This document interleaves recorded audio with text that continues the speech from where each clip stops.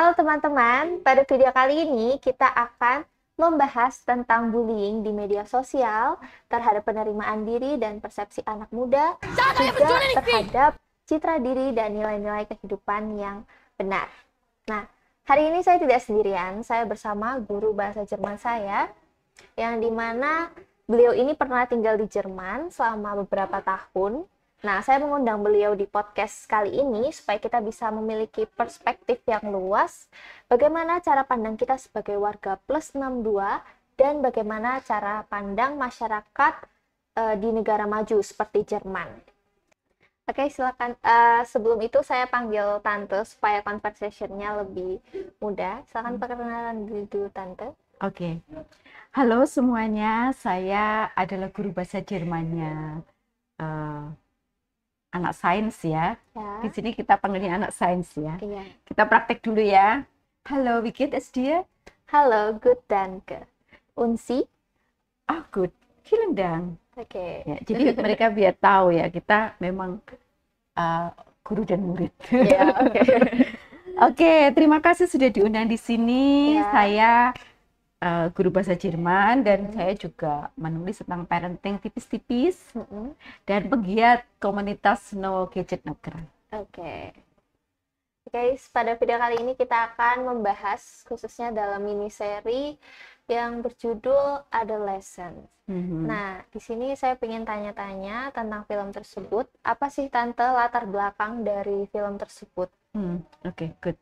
Jadi tak ceritakan dulu ya plotnya ya, yang singkat. Jadi ini tentang anak remaja yang menusuk. Jadi ini remaja cowok menusuk remaja cewek teman sekolahnya sampai meninggal. Jadi pembunuhan. Gitu.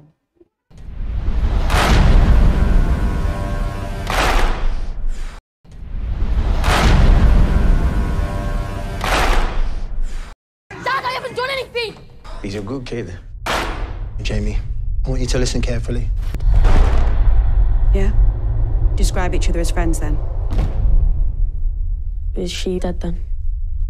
Why would you ask her? I haven't done anything. You're a good dad, a great dad. He hasn't been found guilty, he's been accused.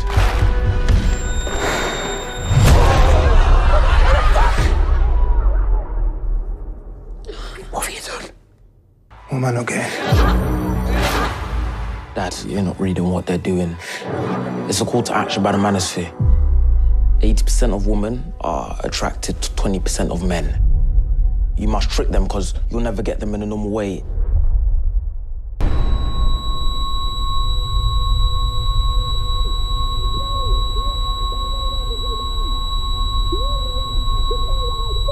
Look at me now! It's crazy what your brain tells you to do when you're a kid.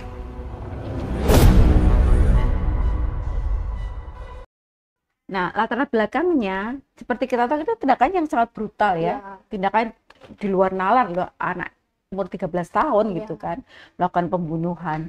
Setelah dicek, kita pikirnya ini pasti ini keluarganya berantakan nih ya nggak sih, broken home. Tapi setelah dicek ternyata ini keluarga baik-baik saja, harmonis gitu. Jadi apa gitu? Iya.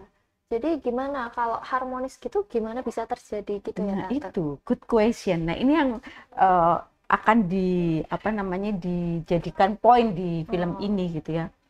Jadi sebenarnya kalau ditarik lebih dalam lagi latar belakangnya, itu ternyata ada luka yang dialami oleh anak ini karena gestur atau karena tindakan papanya. Jadi He hasn't been found guilty, he's been accused.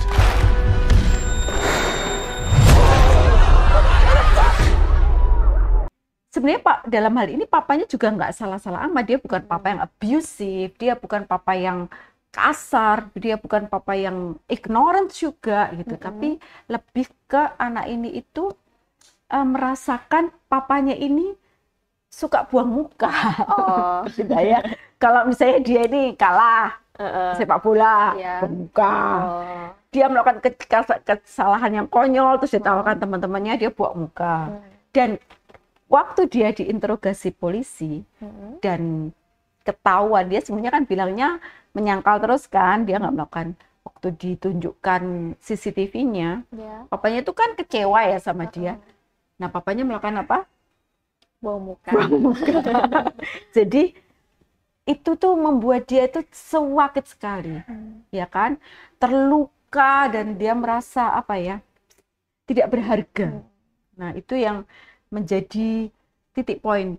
Nah, masalahnya adalah tidak ada conversation, tidak ada komunikasi antara orang tua dan anak. Jadi papanya juga nggak ngerti apa yang dirasakan oleh anaknya juga nggak ngerti bahwa tindakan papanya itu bukan disengaja untuk melukai dia gitu loh.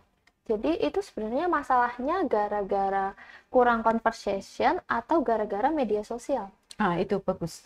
Jadi, nah ini karena media sosial akhirnya tidak ada komunikasi. Ya kan, sudah masuk ke dunianya masing-masing. Jadi anak itu berhenti berbicara. Maksudnya berbicara itu bukan bicara apa kabar atau apa ya, tapi berbicara lebih ke percakapan komunikasi itu setelah dia punya medsos. Akhirnya sudah dia masuk ke dunianya sendiri. Orang tua tidak mengerti apa yang dihadapi, apa yang dikonsumsi di medsos. Tidak mengerti bahwa itu berbahaya sekali gitu. Jadi anak itu sudah terluka parah, ya kan? Terus dia terbenturlah pada konten-konten yang membuat lukanya itu semakin parah. Gitu lah ya. Nah, konten yang seperti apa yang bisa membuat anak itu seperti itu dan bagaimana cara konten itu merubahnya? Nah, itu betul. Jadi di konten itu ada satu konten tentang maskulinitas. Ini anak kan bermasalah dengan maskulinitas nih ya kan. Jadi dia itu Woman, okay. Dad, you're not reading what they're doing. It's a call to action by the manosphere. 80% of women are attracted to 20% of men.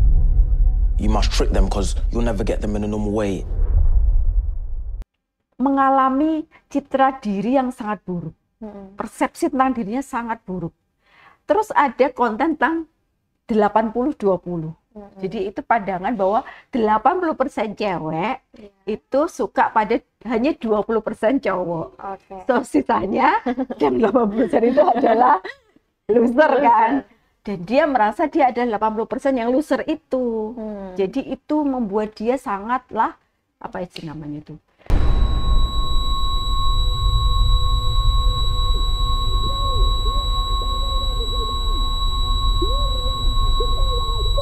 Look at me now! It's crazy. Rendah diri. Nah, ketika rendah dirinya sampai pada batas bottom, ya kan, akhirnya yang muncul apa? Agresivitas dan brutalisme. Nah, itu yang berbahaya.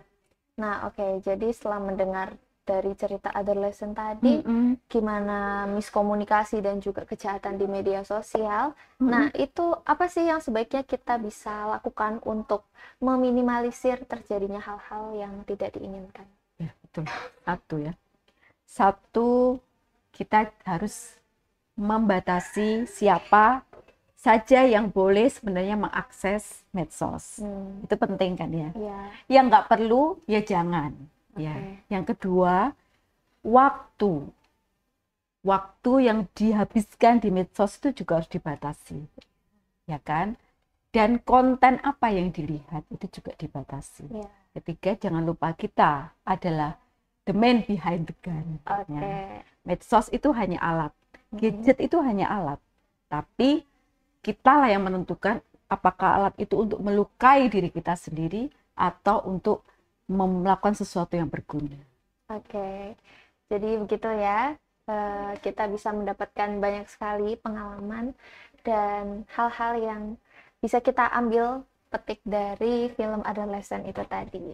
Jadi gadget itu hanya alat, kita boleh menggunakan gadget, tetapi kita juga harus mengatur waktu, mengatur cara memakai gadgetnya itu, jangan terlalu berlebihan karena gadget itu hanya alat dan kita yang menggunakannya. Dan jangan lupa pilih konten yang memang bermanfaat. Ya. Oke, terima kasih Tante sudah mau Sama-sama. berkunjung ke podcast kita kali ini. Senang sekali. Dan juga teman-teman pastinya mendapatkan hal-hal yang baik dari sharing kita hari ini. Semoga ya. Oke. Demikian untuk video kali ini. Semoga menginspirasi dan bermanfaat. Jika kamu mendapat hal yang baik, silakan like dan share. Dan kalian juga bisa komen di bawah. Dan bagi kalian yang belum subscribe, silakan subscribe dan bunyikan loncengnya. Terima kasih. Bye-bye. Bye.